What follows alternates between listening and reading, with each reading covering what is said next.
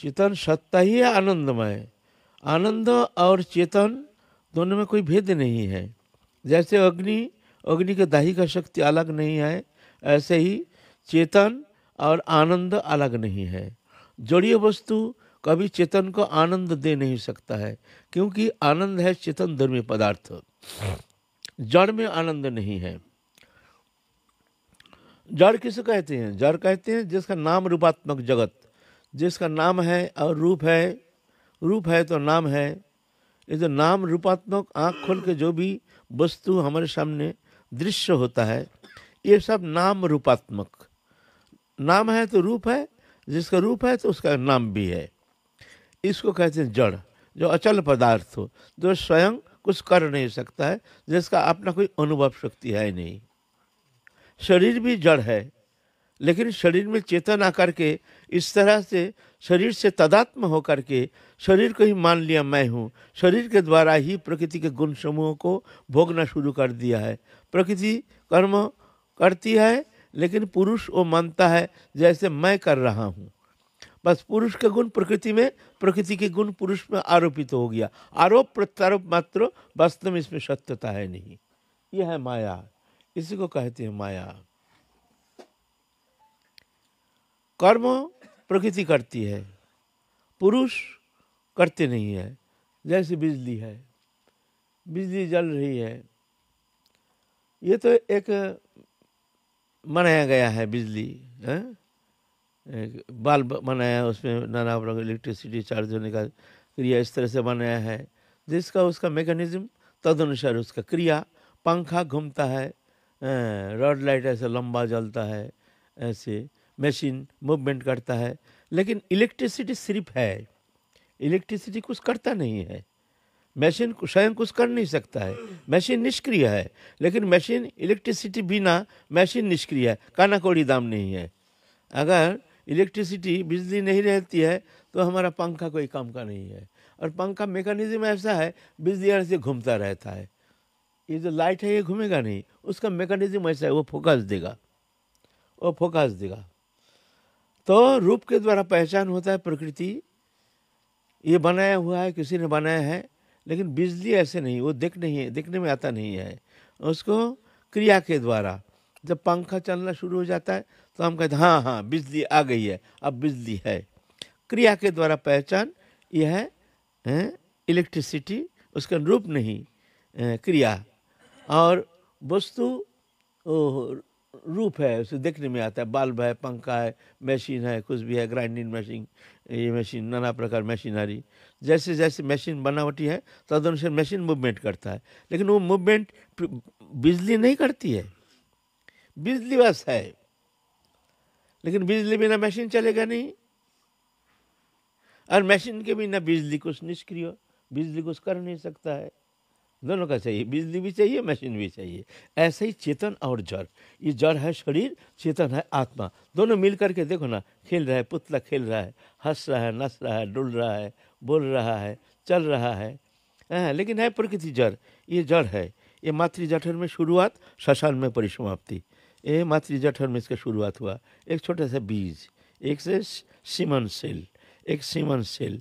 उस सेल बस माँ जो खाते हैं उसके शरीर से खून जाकर एक तो तरल पदार्थ जाकर के उसमें धीरे धीरे धीरे और बॉडी बनता है। ये बॉडी जो हमारी जो शरीर है, ये माँ का देन है, माँ ने दिया है, पिता ने नहीं दिया हमारे बॉडी को। पिता ने चेतन रूप में, जो चेतन है बीज रूप में बस दे दिया।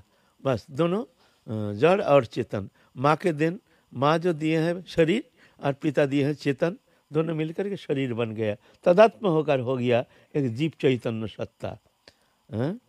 बस ये नाटक चल रहा है, खेल। अब विशाल विभू खेल है, वो भी ऐसे ही है।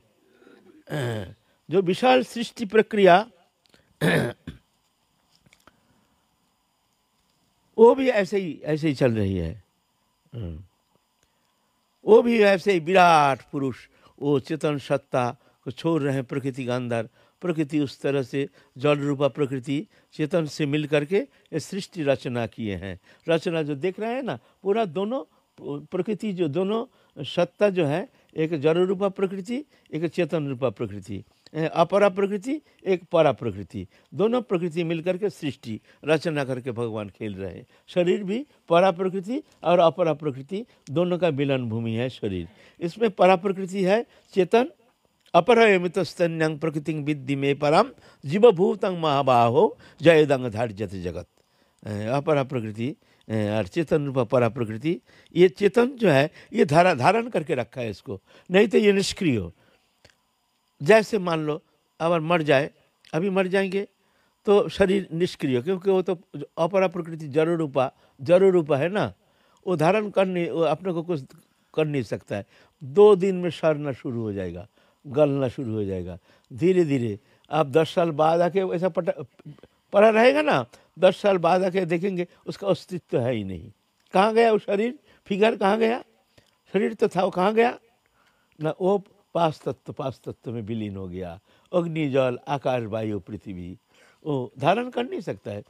एक बड़ा वृक्ष भी, मान लीजिए एक तो बड़ा सा पेड़ आप लोगों को अच्छा लग रहा है कि ना पता नहीं है हमको, लेकिन हम बहुत गहरा तत्व कह रहे हैं, थोड़ा सा चिंता कीजिए। तो फिर ऐसे चिंता के विषय है, सुनने के विषय नहीं है, चिंता के विषय है।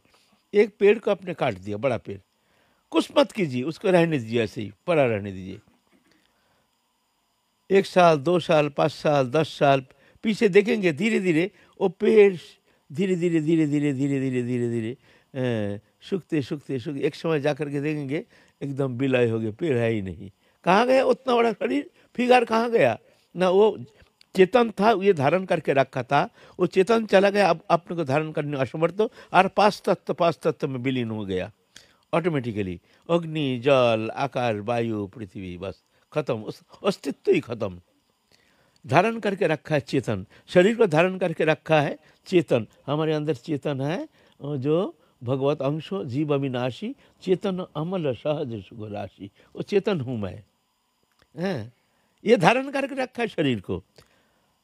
ये शरीर में रहने के कारण इसका परिणाम प्रारंभ स्थिति परिवर्तन संकुचन प्रलय, ये होता है शरीर का, आत्मा का होता नहीं है।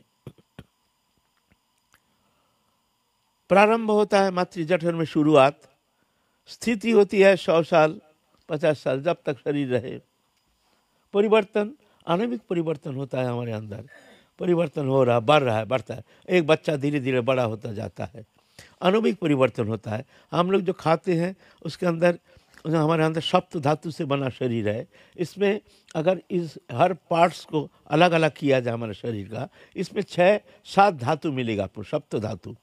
रस रस मांस मेद अस्थि मज्जा शुक्र, सप्त धातु मिलेगा, धातु पदार्थ। ये हम लोग जो खाते हैं खाद्य पदार्थ, एक तो मूत्राविष्ट होकर के निकल जाता है, और एक कुछ शरीर में जाता है, वो जाके आणविक परिवर्तन होता है। पहले रस, फिर 5 दिन पीछे रक्त, फिर मांस, फिर अस्थि, ये हमारा चेंज हो रहा है, आणविक चेंज हमारे भीतर परिवर्तन हो रहा है। एक जगह स्थिर है नहीं, चेंज हो रहा है। इसको कहते हैं परिवर्तन। ये परिवर्तन कभी रुकता नहीं है। कल जो हम थे आज वो हम है नहीं, पता नहीं चलेगा। 10 साल 20 साल पीछे देखो कि पता चलेगा, अरे ये तो बहुत परिवर्तन हो गया, अरे ये तो वृद्ध अवस्था गया, ये तो बाल पाक गया, ये तो शरीर ढीला हो गया, इसका पता चलता है। अब परिवर्तन देखने में आता है ना, तो ये परिवर्तन होता है, मृत्यु तक परिवर्तन चलेगा। प्रारंभ स्थिति परिवर्तन, एक स्थिति तक परिवर्तन बढ़ता है। मान लो 25-30 साल तक बढ़ता है, 40 साल बढ़ता है, मोटा ताजा जो भी होता है, परिवर्धन, फिर संकोचन, उसके बाद फिर संकोचन, ढीला होना शुरू हो जाएगा। आप लाख विटामिन प्रोटीन खाओ, लाख तुम बड़े बड़े डॉक्टर दिखाओ, कुछ भी करो, तुम्हारा ऑटोमेटिकली तुम्हारा शरीर ढीला सिकुड़ना शुरू हो जाएगा, चमड़ा ढीला हो जाएगा, तुम्हारे इंद्रिय शिथिल हो जाएगी, आँख में कम दिखना, कान में कम सुनना, धीरे धीरे बाल पाक जाएगा, चमड़ा सिकुड़ जाएगा, वृद्धावस्था आ जाएगी। कोई कीमत पर तुम कुछ नहीं कर सकते हो, कुछ नहीं कर सकते हो। प्रकृति इस तरह से। फिर प्रारंभ स्थिति परिवर्तन संकुचन, फिर प्रलय। एक समय जा कर के विवश होकर तुम्हारी इच्छा ना रहते हुए भी शरीर को त्याग के तुमको चले जाना पड़ेगा। फिर चेतन सत्ता वो जा कर के अपने कर्म अनुसार फिर नया शरीर प्राप्त करता है अपना कर्म अनुसार। ना भगवान उसको देते हैं उसको एक शरीर, ना, भगवान तो सिस्टम बना दिए हैं। सिस्टम अनुसार जीव चैतन्य सत्ता अब घूम रहा है। काल चक्र नियंत्रित है, एक काल चक्र के अधीन। भगवान यहाँ दृष्टा तानि कर्माणि न निबद्धन्ति धनंजय उदासीन वदासीन अशक्तम तेषु कर्मसु। काल चक्र एक नियंत्रित दे दिया है। काल चक्र भगवान का ही शक्ति, काल चक्र महाकाल चक्र, काल चक्र ये नियंत्रित। और नियंत्रित काल चक्र भी इच्छा अनुसार नहीं, वो जीव का कर्म वासना कर्म संस्कार अनुसार ही उसको ऐसे ही जन्म मिलता है। ना कि पशु जन्म देता है, ना कि मनुष्य जन्म देता है, ऐसे ही उसका कर्म संस्कारी कर्म भोगी उसको ऐसे शरीर प्राप्त कराता है। ये खेल चल रहा अनादिकाल से। जीव घूम रहा है दुखी होकर। अपना स्वरूप विस्मृति ही संसार बंधन का मूल कारण, दुखी होने का मूल कारण है। वो मिथ्या शरीर को मान लिया मैं हूँ और शरीर संबंधी वस्तु मेरा है। बस ये मोहित, ये भ्रम, ये अज्ञानता, ये अंधकार, बस यही जीव का दुख का प्रधान कारण है। बस चेतन करने के लिए भगवान जुग जुग में आते हैं, चेतन कराने के लिए, जगाने के लिए, उसको चेतन सत्ता को जगाने के लिए। कभी संत रूप में भेजते हैं, कभी तो अपने पार्षदों को भेजते हैं, कभी तो भगवान स्वयं आ जाते हैं कृपा करने के लिए, क्योंकि उन्हीं का ही सत्ता है ना। ममई वांश जीवलोके जीवभूत सनातन मनः षष्ठान इंद्रियाणि प्रकृति स्थानी कर्षति। मेरे अविनाशी अंश जीव ये प्रकृति को आकर्षण करके मन एवं चक्षुकर्ण नासिका जीवादक तक षष्ठ इंद्रियाणि प्रकृति स्थानी कर्षति। प्रकृति को आकर्षण करके वो भोगता है। प्रकृति के जो गुण है शब्द स्पर्श रूप रस गंध, ये 5 ज्ञानेंद्रिय के द्वारा चक्षुकर्ण नासिका जीवा तक 5 ज्ञानेंद्रिय के द्वारा 5 तत्व को भोगता है और सोचता है इसमें आनंद है। बस मनुष्य को बहिर्मुख जीवों का आनंद पाने का एक ही केंद्र बिंदु है, वो इंद्रिय है। एक इंद्रिय के द्वारा एक वस्तु का आनंद लेता है। आँख के द्वारा दृश्यमान जगत का आनंद, कान के द्वारा दुनिया का रंग तमाशा, नाना गाना बाजाना कथा बातचीत सुनते हैं बोलते हैं। जीभ के द्वारा नाना प्रकार चटपटी चटपटी खाने का आनंद, शब्दों के द्वारा नाना प्रकार शब्द प्रयोग, त्वक के द्वारा नाना प्रकार स्पर्श आस्वादन, अपना अपना संपर्क अनुसार अलग अलग संपर्क संबंध अनुसार स्पर्श सुख आस्वादन करते हैं। बस ये प्रकृति स्थानी कर्षति, ये जीव का खेल है। वो जानता नहीं है मैं कहाँ कौन हूँ, मैं कहाँ से आया हूँ, मेरे को जाना है कहाँ, मेरा परिचय क्या है, मेरा ओरिजिन क्या है, मैं कहाँ जाना है, हमको कहाँ जाने से हम तृप्त हो जाएंगे। फिर कभी इस संसार चक्र में मिथ्या मायामय संसार में हम भ्रमित होकर फिर कभी नहीं आएंगे। जद गत्ता न निवर्तन्ते तद धाम परमं मम। वो परम धाम वो कैसे प्राप्ति हो सकती है हमको पता नहीं है। हम इसी में आनंद जान करके बार बार वंचित हो रहे हैं, अनादिकाल से वंचित हो रहे हैं। फिर भी वंचना होते हुए भी हमारी विश्वास, ये जो हमारी मिथ्या विश्वास हमारे दिल में बैठ गया है जो इसी में आनंद है, वास्तव में इसमें आनंद है नहीं, होगा नहीं, होता नहीं, हो नहीं सकता, इसमें आनंद है नहीं। भगवान स्वयं अपने सृष्टि रचना करके भगवान कहते हैं अनित्यम सुखं लोकमिमं प्राप्य भजस्व माम। अर्जुन, ये संसार अनित्य है, यहाँ सुख नहीं है, अगर सुख पाना चाहते हो प्राप्य भजस्व माम, मेरा भजन करो। सुनता है कौन? सुनने के लिए तैयार नहीं, पसंद नहीं है ये शब्द। तो भगवान जुग जुग में आते हैं, अपने पार्षदों को लेकर भी आते हैं चेतन सत्ता को जगाने के लिए। कहाँ सोया है, जग जग जागरी जग। तो घर घर में जा करके कभी तो महत पुरुष रूप में चेतन सत्ता को जगाने के लिए भगवान कृपा करते हैं, महत पुरुष के भीतर से वो शक्ति संचार करते हैं। तो कभी तो पार्षद रूप में आते हैं, कभी तो भगवान स्वयं आते हैं। इस कलियुग में भगवान आए हैं एक अनमोल वस्तु देने के लिए, जो साधन सापेक्ष नहीं है, जो कृपा सापेक्ष है, जो वस्तु कोई युग में कोई भगवान कोई अवतार पुरुष ये वस्तु प्रदान नहीं किए हैं। वह है वृंदावन की निवृत्त निकुंज राधा कृष्ण जुगल विलास माधुर्यमय का जो चरम निर्जास, वो मंजरी भाव उपासना पद्धति, ये वस्तु देने के लिए आए हैं। तत्सहित समस्त जीव जगत को चेतन सत्ता जगाने के लिए अपने पार्षदों को भी साथ लाए हैं, सब पार्षदों को।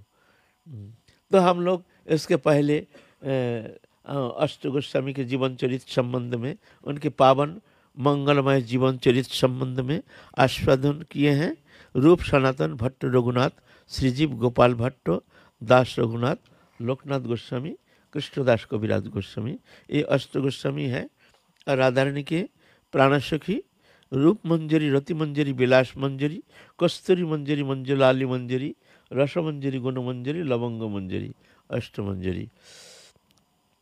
अब हम लोग शुरू किए हैं नित्यानंद प्रभु के जीवन चरित्र। बड़ा सुंदर, बड़े मंगलमय, बड़ा पावन जीवन कथा, जो जीवन कथा श्रवण मात्र ही हृदय ग्रंथि उन्मुक्त होने के लिए बहुत सहयोगी है और हृदय आनंद में भर जाता है। अगर कोई सत्यानुसंधानी जो परमार्थ लोभी अगर साधक होता है तो उनके भीतर ये आनंद, अद्भुत वो आनंद अनुभव करेंगे। लेकिन बहिर्मुख लोगों के लिए ये आनंद मिलना तो संभव नहीं है, क्योंकि उनकी रुचि है ये दृश्यमान भोग्य पदार्थ में, जहाँ सुख है नहीं वो उसको अच्छा लगेगा ही नहीं, लगता नहीं है।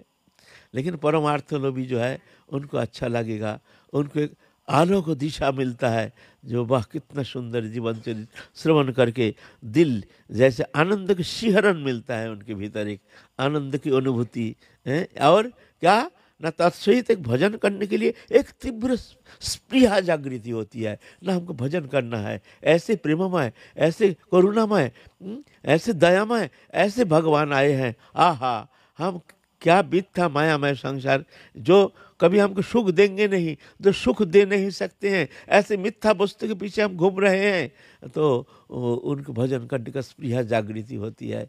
फिर भजन करते करते ऐसे महत्पुरुष के, ऐसे भगवान के अवतार के पदांग को अनुसरण करके धीरे धीरे धीरे धीरे मायामय संसार से मुक्त होकर ब्रह्मानंद पद प्राप्त होकर के आनंदमय हो जाते हैं। ऐसे है। तो नित्यानंद प्रभु के जीवन चरित्र संबंध में, नित्यानंद प्रभु है मूल संकर्षण, भगवान है वासुदेव संकर्षण, प्रद्युम्न अनिरुद्ध। तो मूल संकर्षण जो अनंत कोटि ब्रह्मांड सृजन किए हैं, जो कारणान्नवशायी नारायण, जो ईक्षण के द्वारा माया के प्रति ईक्षण करते हैं, ईक्षण करके शक्ति संचार करके उनमें जीव चैतन्य सत्ता को निक्षेप करते हैं। ये कारणान्नवशायी अनंत कोटि ब्रह्मांड रचना करके कारण सागर में शयन करते हैं। कारणान्नवशायी है ये नित्यानंद प्रभु के अंश। ये है नित्यानंद प्रभु आदि संकर्षण। और कारणान्नवशायी के अंश है क्षीरोदशायी, जो एक एक ब्रह्मांड के अंतर्जामी रूप में विराजमान है, क्षीरोद सागर में शयन किए हुए हैं। ब्रह्मांड अंतर्जामी जो पुरुष है क्षीरोदशायी, एक क्षीरोदशायी पुरुष है कारणान्नवशायी पुरुष के अंश। और समस्त ब्रह्मांड के अंदर जितना जीव जगत, उनके भीतर में परमात्मा रूपे जो सर्वांतर्जामी रूप में जो विराजमान है वो है गर्भोदकशाही। ये है क्षीरोदशाही का अंश, है ना। तो मूल है आदि संकर्षण। ये है हमारे बलराम, ये बलराम ही नित्यानंद प्रभु रूप में अवतीर्ण हुए हैं। इनका ही जीवन चरित्र, पावन जीवन गाथा, मंगलमय जीवन गाथा, आनंदमय जीवन गाथा संबंध में हम लोग कुछ दिग्दर्शन करने के लिए प्रयत्न करेंगे। जय जय श्री राधे श्याम। आप नित्यानंद प्रभु हाराई पंडित, बांग्लादेश, बंगाल, वर्तमान बंगाल है, बीरभूम जिला में एक चक्रा नामक स्थान। अभी वहाँ उस स्थान का नाम है बीरचंद्रपुर। बीरचंद्र नित्यानंद प्रभु के पुत्र जो बीरचंद्र प्रभु, ये है अनिरुद्ध, ईश्वर कोटि के पुरुष थे। उनका भी बहुत अद्भुत अद्भुत बड़ो अद्भुत जीवन चरित्र है। तो उनके नाम से उस स्थान का नाम हुआ बीरचंद्रपुर। लेकिन पहले नाम था एक चक्र नामक स्थान, जहाँ नित्यानंद प्रभु आविर्भूत हुए हैं। हाराई पंडित, बड़े पंडित, दिग्गज पंडित हैं, उनके घर में जन्म ग्रहण किया है नित्यानंद प्रभु। बचपन में उनका नाम रखा है कुबेर। कुबेर जब से जन्म लिया तब से धन संपत्ति इतना माने घर में भर गया। समस्त लक्ष्मी, जैसे समस्त लक्ष्मी आकर के विराजमान हो गए हैं उनके घर में। तो नाम रखे हैं कुबेर। अद्भुत बचपन में ही उनके अद्भुत लीला, रामलीला करते हैं, कृष्ण लीला करते हैं, ऐसे नाना प्रकार लीला करते हैं। जानते नहीं हैं जो ये छोटा सा बालक किसने सिखाया इसको ये सब लीला, अद्भुत अद्भुत कृष्ण लीला की कहानी अपने मंडली बनाए, छोटे छोटे बालकों को लेकर के ऐसे शिक्षा दे करके ऐसे एक मंडली बनाए हैं जो ये नाटक करने के लिए। कभी रामलीला करते हैं तो कभी कृष्ण लीला करते हैं, कभी कालिया दमन लीला तो कभी गिरिराज धारण लीला तो कभी राम लीला, ऐसे ऐसे अद्भुत अद्भुत लीला प्रकटन करते हैं। सब लोग देखते हैं जो ये बालक इसको सिखाया किसने। मैया ने बहुत बार गोदी में लेकर के बड़े आदर करके, बेटा बता ना तेरे को ये सिखाया किसने, तू सिखाया कहाँ से बता। छोटा सा बालक तो अध्ययन किया नहीं, रामायण अध्ययन किया नहीं, पुराण अध्ययन किया नहीं, कहाँ से ये सब तत्व इसको पता लग गया। मैया बताऊं बताऊं, बता बेटा बता, तो हमको मिठाई खिलाओ। मिठाई खिलाया, बता, नहीं मैया अभी नहीं, पीछे बताऊंगा। अरे ना ना बेटा बता बता बता क्या, ऐसे बड़े आनंद लीला करते हैं। फिर बोलते हैं मैया मैं ना वही हूँ। मैया कान पकड़ के एक थप्पड़, छोटा सा थप्पड़ लगा दिया। बड़ा आया है, बड़े बड़े अवतार आया है हमारे घर में, बड़ा भगवान आ गया, चल। ऐसे वो विश्वास करते ही नहीं है, और बच्चा भी ऐसे खिलखिला के हंस रहे हैं। ऐसे मैया के साथ ऐसे आनंद वर्धन करते हैं, माँ के गोदी में बैठ करके माँ को असीम आनंद प्रदान करते हैं, क्योंकि है ही आनंदमय, आनंद का मूल स्रोत है ना। इसीलिए नित्य आनंद नाम ही है, नित्य आनंद। माँ को इस तरह से आनंद वर्धन करते हैं।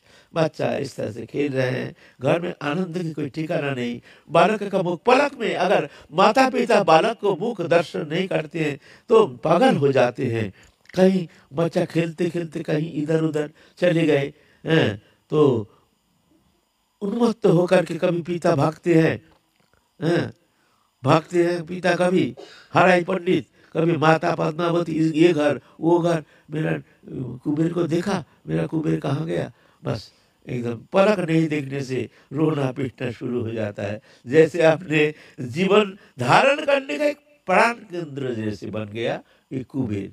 जैसे समस्त जीवन का जो सुख समृद्धि जो भी है ये कुबेर ही है। ऐसे एक दिन उनके घर में एक सन्यासी आ गए हैं, बड़े दिव्य दर्शन जो देख करके तो बड़े प्रसन्न हो गए।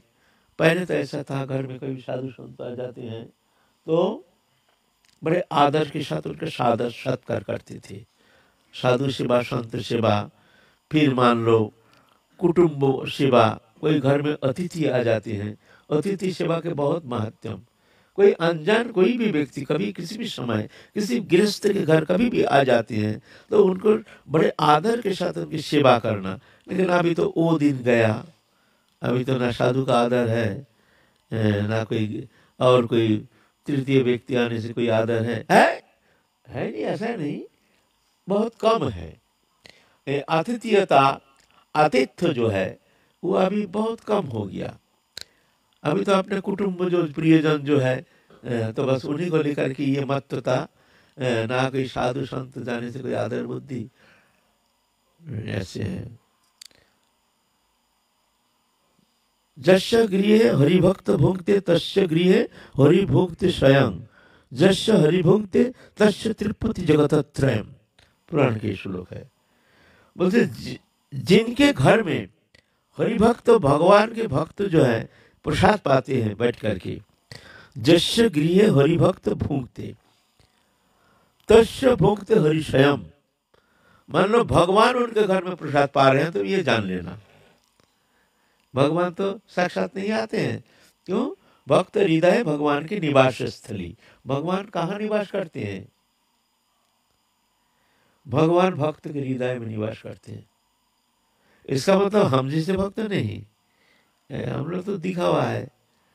भक्त तो बहुत कठिन बात है, भक्त होना तो सहज थोड़ी है।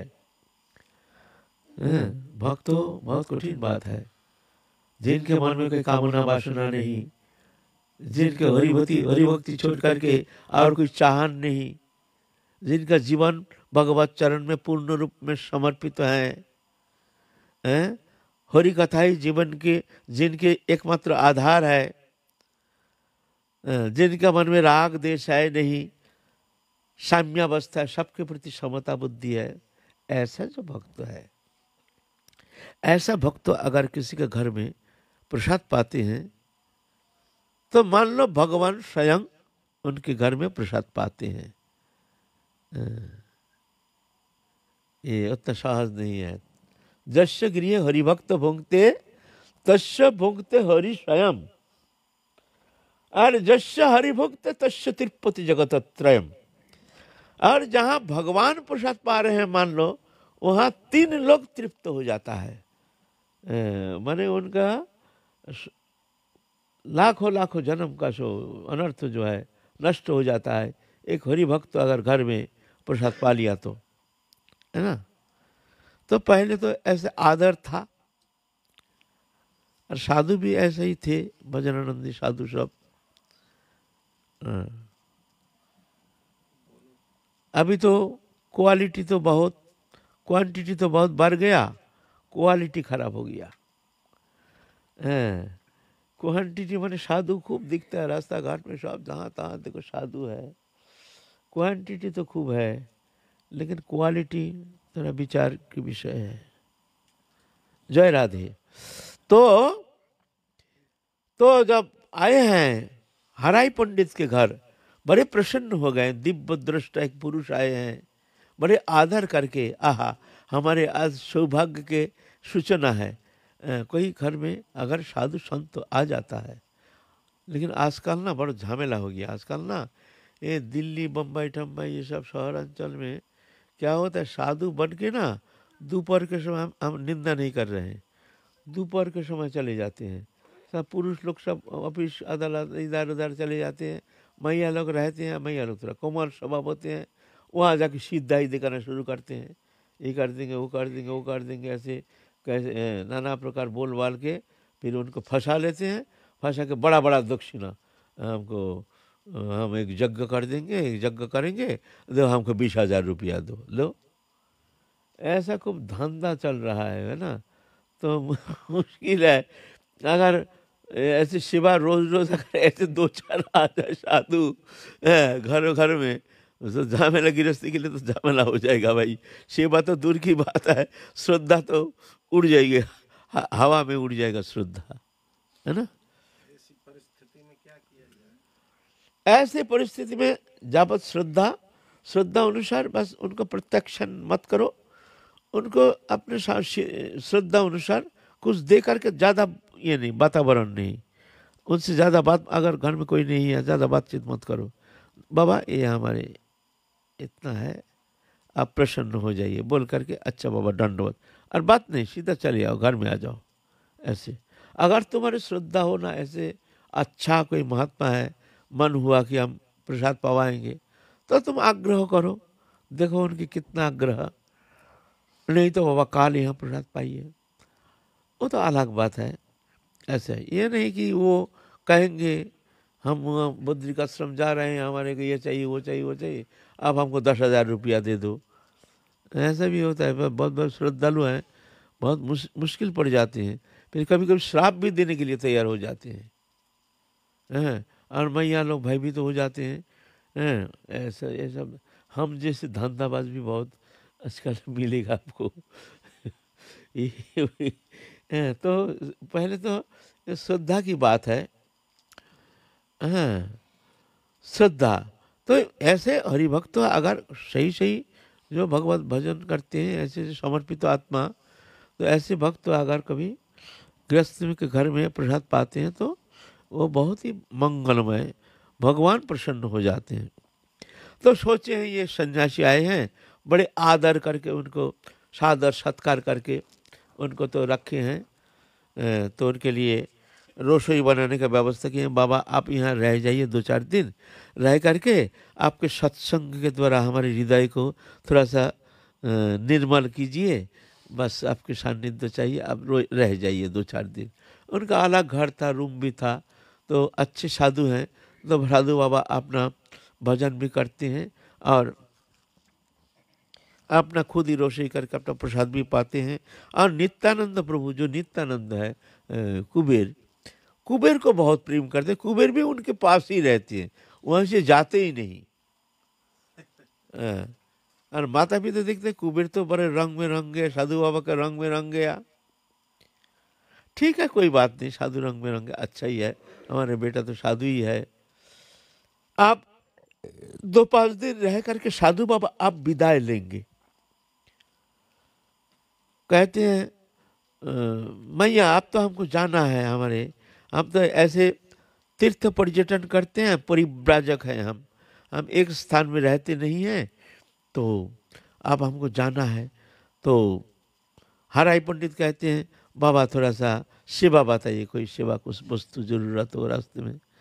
बोलता हाँ यही बात कहने के लिए हम आए हैं, आप तो बहुत सज्जन हैं और हमको एक सेवा चाहिए। हाँ बाबा कहिए क्या सेवा। बड़े प्रसन्न हो गए। साधु सेवा करने के लिए एक श्रद्धा साधु मांगते हैं, तो अगर वो पूर्ण किया जाए तो बड़ी सौभाग्य के सूचक है। महत सेवायांग दारमाहुर विमुक्ते स्तमदारो जचित संगी संगम। 2 दरवाजा हमारे साधन जीवन में, एक मुक्ति के द्वार, एक नरक का द्वार। मुक्ति का द्वार है महत पुरुष की सेवा। महत सेवायांग दारम अहुर विमुक्ते। महत पुरुष की सेवा मुक्ति का द्वार कहा जाता है। माने तुम अगर मुक्ति पाना चाहते हो तो साधन भजन के इंतजार नहीं, साधन भजन करके बहुत समय तुमको लग जाएगा। लेकिन अगर कोई महत पुरुष, हाँ महत होना चाहिए, हम जैसे नहीं, महत पुरुष होना चाहिए। महत पुरुष का लक्षण है, महत पुरुष का महंतस्थ समचित्त प्रसन्नता विमुन्नव सूर्य साधव जे, ये गुण जिनमें है वो महत पुरुष। ऐसे महत पुरुष की सेवा ये मुक्ति का द्वार है। बिना साधना वो बहुत आगे निकल जाता है महत पुरुष की कृपा से। तो सोचे ऐसे सेवा मिल रहा है, बाबा बताइए आदेश कीजिए क्या सेवा कीजिए। बोले ऐसे नहीं, आप अब वचन दीजिए, आप देंगे। तो बोलता हाँ बाबा अगर हमारे सामर्थ्य है तो हम देंगे, सामर्थ्य नहीं है तो आपको वचन कैसे देंगे बताइए। सामर्थ्य होने से तो हम देंगे ना, ये वस्तु हमारा है ही नहीं। बोले ना आपका सामर्थ्य है, आप इच्छा करने से दे सकते हैं। और तब तो देंगे। तो ठीक है, अब प्रतिज्ञा करो। और वो ब्राह्मण है, ठीक है बाबा हम प्रतिज्ञा करते हैं, देंगे। तुम्हारे कुबेर को हमको देना पड़ेगा, हम तीर्थ पर्यटन करेंगे, हमारे एक शिष्य चाहिए जो हमारी सेवा भी करेंगे और हम साधु बनाएंगे। तुम्हारे ये जो पुत्र है इसके अंदर समस्त संलक्षण समस्त युक्त है, समस्त सद्गुण से अलंकृत है, हमको बहुत पसंद आया, ये आगे चल के एक बड़ा महत पुरुष बनेंगे। इसीलिए मैं चाहता हूँ इसको लेकर के हम इस तरह से अच्छा एक सुंदर संत जीवन प्रदान करेंगे। अब इसको अब हम चाहते हैं इसको आप दे दें। भाई प्रतिज्ञा करा करके अपने प्राण को मांग लिया। जिसको एक क्षण नहीं देखे जो जीना मुश्किल हो जाता है, और प्राण को मांग लिया। बोलते हैं कुबेर को दे दो हमको। मुंह की तरफ देख रहे हैं, झझर अश्रुधारा से वक्षस्थल धो रहे हैं, हमारे जान को मांग लिया। आहा, देने का सामर्थ्य माने इससे तो देने तो हम अपना जान भी दे सकते हैं। अपना जान है, तुम तो दे सकते हो, अपना जान भी दे सकते हो। इसका मतलब हम जान को मांग लेंगे। हम दे सकते हो, तुम अपना जान दे सकते हो, तुम्हारा जान है तुम दे सकते हो। इसका मतलब तुम हम तुम्हारे जान को मांग लेंगे। आप देख रहे हैं यार, झरझर अश्रुधारा से वक्षस्थल को धो रहे हैं। ये क्या मांग लिया? हमारे जान को मांग लिया। बोलते मैया देखो, रोना नहीं, रोने से हम लेंगे नहीं, तुम्हारा दान हम लेंगे नहीं। अगर रोगे तो हम तुम्हारा दान लेंगे नहीं। ये तो दुखी हो के अश्रद्धा हुत दत्तं तपस्तप्तं कृतं जजात अशुद्धि इति उच्यते पृच्छ न पृत्य न। गीता में कहते हैं अश्रद्धा के साथ कोई भी मंगल कार्य किया जाता है और न इसलोक न परलोक में कोई मंगलकारी होता है। अश्रद्धा हुतं दत्तं, हुतं माने होम करना, यज्ञ करना, दत्तं दान करना, तपस्तम, तपस्या करना, कृतज्ञ जो भी करो, असधि इति उच्चति, ये असत है, प्रच न प्रत्यो न इहो, ना उस श्लोक में ना इस श्लोक में कोई मंगलकारी होता है, हैं? अश्रद्धा हुतम दत्तम तम, इसीलिए मैया तुम्हारे अश्रद्धा के वस्तु, तुम्हारे मन में कोई स्थान नहीं है दान देने के लिए, तुम रो रहे हो, ऐसे दान हमको नहीं चाहिए, मैया रहने दो, अपना पुत्र रख दो। कैसे विषम परीक्षा, वचन दे दिए हैं, प्रतिज्ञा किए हैं हम देंगे, आप ब्राह्मण है, वचन ब्राह्मण का वचन, अभी का जैसे ब्राह्मण थोड़ी है, अभी तो नाम मात्र ब्राह्मण है, ब्राह्मण को ऐसा थोड़ी होता है। ब्राह्मण किसे कहते हैं? सम दम तप शौच खांति आर्जव में बचा, ब्रह्मचर्य अहिंसा च ब्रह्म कर्म स्वभावजम, ये ब्रह्म कर्म ब्राह्मण के गुण इनमें ऐसे होनी चाहिए, तो वो ब्राह्मण है। साम दाम तप शौच खांति आर्जवम, दया सरलता अहिंसा, ये सब सद्गुण से अलंकृत जो है वो ब्राह्मण है। ऐसे शरीर से जन्म लेने से ब्राह्मण थोड़ी होता है। तो ब्राह्मण पहले ऐसे ब्राह्मण थे सब, आचरणशील ब्राह्मण, त्रिसंध आपने सब ब्राह्मणोचित कर्म करना, होम यज्ञ आदि करना, नाम जप करना। आजकल तो ब्राह्मण उपवी तो जनेऊ संस्कार तक होता नहीं है, जनेऊ बनो है नहीं, ब्रह्म कोई उपासना का नाम निशान है नहीं। अरे धर्म संबंधी कोई धारणा नहीं है, नाम तो है ब्राह्मण। हाँ कोई कोई है, ये नहीं एकदम नहीं कहेंगे जो एकदम ब्राह्मण है ही नहीं, ऐसा नहीं, लेकिन ज़्यादातर ऐसे ब्राह्मण। आजकल का ब्राह्मण तो बहुत सारे ब्राह्मण, हम निंदा नहीं कर रहे हैं, माने देखने में आता है जो विशेष करके बंगाल में तो ब्राह्मण माने भाई, और सब जाति तो फिर भी जो भी गिरा हुआ दिखता है, लेकिन वहाँ के बंगाल के ब्राह्मण तो और ज़्यादा ही उससे ज़्यादा पीछे पड़ गया है। ब्राह्मण, नाम मात्र ब्राह्मण, ऐसे ब्राह्मण कौन काम का है? लेकिन पहले ऐसा नहीं था, ब्राह्मण है भाई, वचन दे दिया है, ब्राह्मण वचन, बड़े कष्ट से अश्रुधारा को रोक करके, नहीं नहीं नहीं महाराज ऐसे नहीं, हम दान जब दिए हम दान देंगे, दान देंगे, तो रोना मत, एक बूंद अश्रु बहाना नहीं। और साधु बाबा भी ऐसे कट्टरपंथी साधु हैं, रोने भी देंगे नहीं। बताओ, आप लोग कलीजा ले रहे हैं, कलीजा को लेके जा रहे हैं, और भाई रोना नहीं है, बताओ ये कोई बात है? ठीक है कलीजा लेके जा रहे हैं भाई, रोने तो दो, रो करके तो थोड़ा सा छाती को तो शांत करें, थोड़ा रोने भी देंगे नहीं, रोना नहीं तो हम लेंगे नहीं। बताओ, अपने पुत्र को दे रहे, अपने जान को दे रहे हैं, रोना एक बूंद आंसू नहीं, बताओ ये कोई संभव है? दे दिया, जा रहे हैं, माता पिता दोनों देख रहे हैं, कुबेर को ले जा रहे हैं, हराई पंडित देख रहे हैं, माता भी दिख रहे हैं, जितना दूर नजर जाता है देखते हैं, विदाई चिर विदाई, और कभी देखेंगे नहीं, और माँ बोल के कभी हमको पुकारेगा नहीं हमारे बालक, कभी हमको माँ बोलने के लिए हमारे गोदी में कभी बैठेगा नहीं। जब एकदम अदृश्य हो गए तब एकदम अचेत होके गिर गए, बेटा कुबेर बोल करके एकदम अचेत हो गए। हृदय विदारक ये विदाई कहानी, नित्यानंद प्रभु जा रहे चिर जीवन के लिए, माता पिता को छोड़ करके संन्यास लेकर के भगवान जा रहे हैं। तो गुरुदेव वहां से लेकर के गए हैं बक्रेश्वर। बक्रेश्वर है, वहाँ अष्टवक्र मुनि के स्थान से वो नाम हुआ बक्रेश्वर। अष्टवक्र मुनि, उनका नाम था सुब्रत मुनि, पहले नाम था सुब्रत मुनि। एक बार सुब्रत मुनि और लोमस ऋषि इनको निमंत्रण किए हैं इंद्रराज, इंद्रदेव निमंत्रण किए हैं, हमारे यहाँ थोड़ा आतिथ्य स्वीकार कीजिए। तो दोनों गए हैं इंद्रदेव के पास, लेकिन वहाँ सुब्रत मुनि को पूछा भी नहीं, और लोमस ऋषि को लेकर के बड़े आदर के साथ सम्मान कर रहे हैं, ये कर रहे हैं, बैठाए हैं, चरण धुला रहे हैं। और सुब्रत मुनि जो है बस इनके लिए कोई आदर उतना है दिखाई नहीं, इसके लिए गुस्सा के मारे इतना क्रोधित हो गए जे एकदम बिल्कुल गुस्सा के मारे 8 जगह टेढ़ा हो गया, टेढ़ा मेढ़ा हो गया एकदम, इतना क्षिप्त हो गए। इसीलिए उनका नाम हो गया अष्टवक्र मुनि। अष्टवक्र मुनि।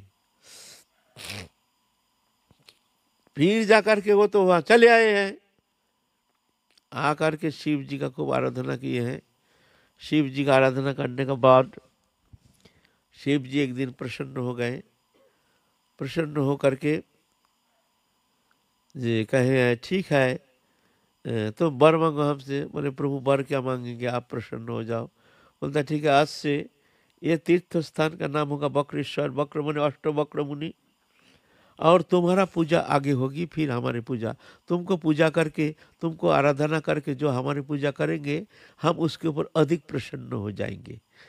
इसीलिए वक्रेश्वर स्थान का नाम है वक्रेश्वर। वहाँ अष्टवक्र मुनि का स्थान है। बड़े प्रसन्न, भोले बाबा बड़े प्रसन्न हो गए। तब से वक्रेश्वर मुनि के वो स्थान हो गया वक्रेश्वर। वहाँ नित्यानंद प्रभु गए हैं अपने गुरुदेव के साथ।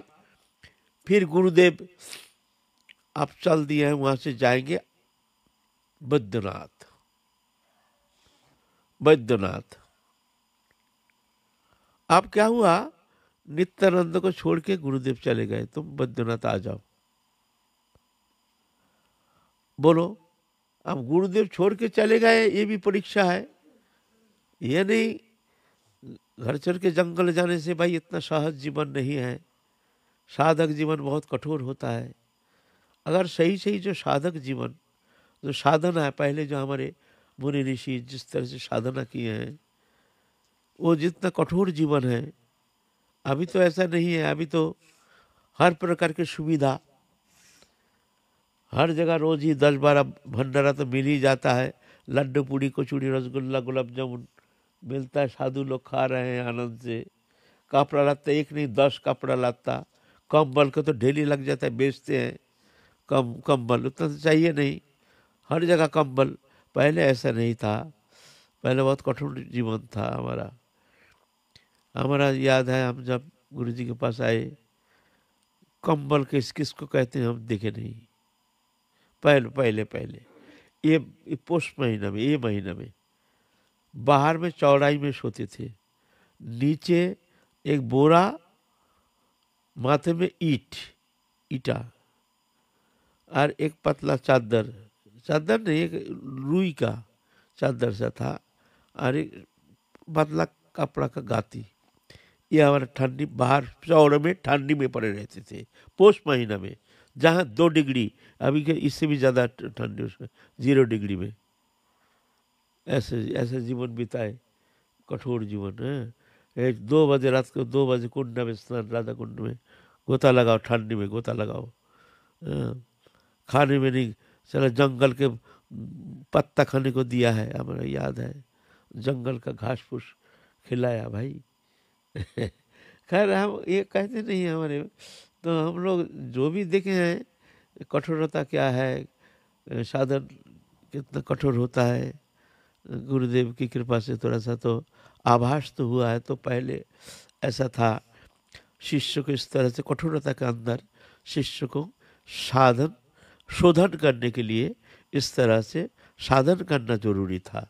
अपने आत्मा को शोधन करने के लिए, इंद्रिय को शोधित करने के लिए, नाना प्रकार सहनशीलता अपनाने के लिए, इस तरह से नाना प्रकार घात प्रतिघात द्वंद्व संघात के अंदर साधक को आगे जाना पड़ता था। ऐसे पुराण में ऐसे बहुत सारी कहानियां हैं। तो नित्यानंद प्रभु धीरे धीरे चल करके, गुरुदेव चले गए, कहाँ चले गए पता ही नहीं। चलो तुम बैद्यनाथ आ जाओ। बैद्यनाथ गए हैं। ये बैद्यनाथ है, देवी तीर्थ एक तीर्थ है, 51 पीठ तीर्थ है, उसके अंदर एक पीठ है यही बैद्यनाथ। यह क्या हुआ, कैलाश में एक बार रावण कठोर तपस्या किया शिव जी को प्रसन्न करने के लिए। प्रसन्न होते नहीं है, तो उनका 10 मस्तक था, एक एक मस्तक काट करके शिव जी को चढ़ाना शुरू कर दिया। एक एक मस्तक ऐसा करके 9 मस्तक काट दिया शिव जी को चढ़ाने के लिए। फिर लास्ट मस्तक जो एकदम उसको भी अभी इसको भी हम देंगे। तब भोले बाबा आके हाथ पकड़ लिया, प्रसन्न हो गया ना। तपस्वी, ठीक ठीक तपस्वी ऐसे है। तो उनको 9 मस्तक फिर जोड़ दिया, जो ठीक है तुम्हारा 10 मस्तक जैसे था ऐसे ही भोले बाबा के कृपा से 10 मस्तक हो गया। हम प्रसन्न है, बताओ तुमको क्या चाहिए। प्रभु आप प्रसन्न है, आपकी प्रसन्नता ही हमारी साधना का एकमात्र उद्देश्य है। फिर भी आप अगर चाहते हैं तो मेरी मन की इच्छा है, आपको हम लंका ले जाएंगे। तो बोलते हैं लंका ले जाओगे, ठीक है भाई ले चलो, लेकिन रास्ते में कहीं रख दोगे तो फिर हम जाएंगे नहीं, एकदम लंका ही ले जाना पड़ेगा। हाँ, तो कैलाश से भोले बाबा को उठा करके ले जा रहे हैं, शिवलिंग को ले जा रहे हैं शिवलिंग रूप में। शिवलिंग रूप में, ऐसा नहीं भोले बाबा माने शिवलिंग। जब आप इसमें रहेंगे, हम शिवलिंग को, ये आपका ही स्वरूप है, ये स्वरूप को ही हम पूजा करेंगे। बोले हाँ ये स्वरूप हम ही हैं इसमें, बस ये हमको ही तुम कैलाश से ले चलो हम, लेकिन रास्ते में कहीं हमको छोड़ना नहीं, छोड़ने से फिर हम जाएंगे नहीं कहीं। तो रावण ने वो शिवलिंग को ले करके चलते चलते चलते चलते बैद्यनाथ धाम जहाँ वहाँ आए हैं, और लग गया लोग शंका, ख्याल नहीं, जो मना किया है तो हम फिर जाएंगे नहीं। वहाँ वो बैद्यनाथ धाम जो है वहाँ पर रख दिए भोले बाबा को। भोले बाबा को रख दिया। अब लोग शंका करके आके बाबा चलो, और बाबा हिलती डुलती नहीं है। बाबा चलो, अरे हम इतना कष्ट करके इतना दूर से लाए हैं, आप यहाँ चुपचाप बैठे हैं। बाबा चलो, बोलते हम तो जाएंगे नहीं, हम बोल दिया ना हम जाएंगे नहीं। गुस्सा के मारे हमने माथे को इतना रगड़ दिया, हाथ से ये सब रगड़ा माथे। भोले बाबा का अभी भी बोलते हैं, बैद्यनाथ बाबा के माथे में अभी दाग है, रावण का घिसा हुआ ऐसे कहते हैं। जो गए, हम तो गए नहीं, ऐसे कहे हैं। तो वहाँ एक बच्चा, वो रोज देखता है जो भाई, वो तो पुराना बात है, तो वहाँ तो पड़े हैं बैद्यनाथ बाबा। बैजू नाम के एक बच्चा, वो देखता है एक गाय, उसका गाय चढ़ाता था, वो देखता है गाय जा करके वहाँ दूध देती है, दूध देती है भाई, रोज रोज दूध देती है वहाँ जा करके।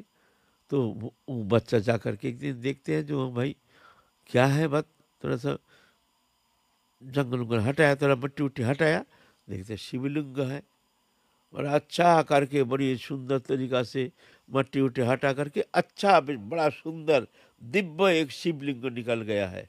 निकल गया तो बड़ा प्रसन्नता से वो पूजा करना शुरू कर दिया, रोज बेलपत्ता फूल ले करके बड़े मन से। तो भोले बाबा बड़ा प्रसन्न हो गया, प्रसन्न हो गया। बच्चा तो है ना, बेटा भर मांग। तो बच्चा तो ना, बच्चा को मांगना आता नहीं है, बच्चा को मांगना आता नहीं है। छोटा बच्चा को तुम बोलोगे तुम जो मन चाहे मांगो, वो कहेगा हमको 2 टॉफी दे दो, ये वो जानता ही मांगना आता नहीं है। और आपसे पूछेंगे तो आप तो पूरा विश्व को मांग लेंगे।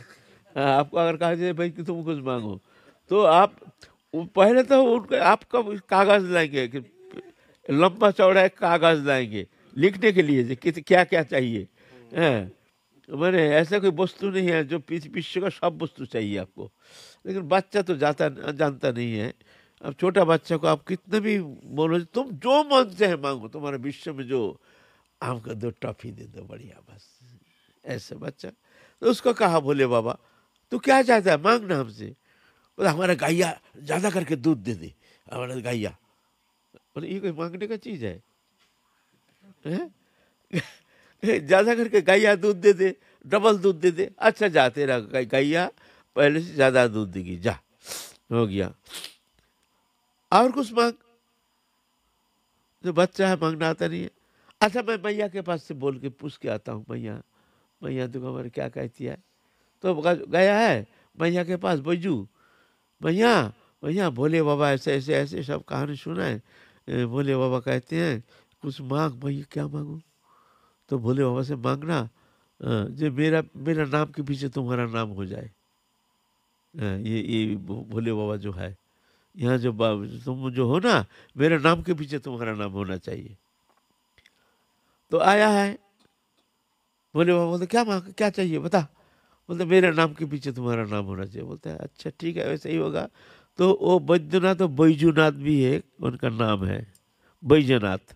बैजनाथ वो जो बिहार में जो बैद्यनाथ है, और बैजनाथ भी एक नाम है। ऐसा करके बैद्यनाथ फिर सब लोग जान गए हैं तो यहाँ बैद्यनाथ बाबा है, हैं। फिर क्या हुआ, एक बार अश्विनी कुमार स्वर्ग का डॉक्टर, स्वर्गलोक का डॉक्टर, बड़े डॉक्टर, यहाँ जैसे बड़े एमडी, ये सब बड़े बड़े डॉक्टर हैं ना, ये स्वर्गलोक का डॉक्टर, वहाँ जब आपस पपस हो जाता है तो डॉक्टर। मर्त लोग का तो वो तो दर्शन मात्र से फूंक दे करके ठीक कर देंगे। अश्विनी कुमार, एक बार अश्विनी कुमार का बीमार पड़ गया, अश्विनी कुमार का बीमार पड़ गया। अब बीमार ठीक नहीं होता, पेट में मरोड़, और मरोड़ ठीक ही नहीं होता है। डॉक्टर ही बीमार पड़ गया, पर डॉक्टर का चिकित्सा कौन करेगा बताओ। वो डॉक्टर ही बीमारग्रस्त हो गया, अश्विनी कुमार स्वर्ग का डॉक्टर, तो उसका बीमार कौन कौन ठीक करेगा। तो सब देवता लोग ठीक किया, चलो भोले बाबा का बात, चलो भोले बाबा क्या करते, उनके तो बड़े वैद्य हैं। तो भोले बाबा कहते हैं अच्छा ठीक है, वो तो स्वर्ग का डॉक्टर है, और ऐसे ही डॉक्टर, एक ही डॉक्टर है तो डॉक्टर है नहीं, तो इनको ठीक होना जरूरी है। तो भोले बाबा जड़ी बूटी लेकर के अश्विनी कुमार को ठीक कर दिया। तो वैद्यगिरी किया है ना, वैद्यगिरी करने के कारण वैद्यनाथ भी नाम हो गया, भोले बाबा का नाम हो गया। जय जय भोले बाबा वैद्यनाथ की जय। तो वैद्यनाथ नाम हो गया वही भोले बाबा का नाम, तब से यही वैद्यनाथ जो जाते हैं दर्शन करने के लिए। द्वादश ज्योतिर्लिंग की एक लिंग, द्वादश महाज्योतिर्लिंग है भोले बाबा का नाम। हाँ, एक जन है वैद्यनाथ, है ना। तो उसके बाद वहाँ तो दर्शन किए नित्यानंद प्रभु, दर्शन करके आगे चलेंगे। अब तीर्थ पर्यटन करेंगे, देखेंगे हमारे नित्यानंद प्रभु क्या लीला करते हैं। इस विषय में हम लोग आगे और चलेंगे। आज की कथा ही विश्राम। जय जय श्री राधे श्याम।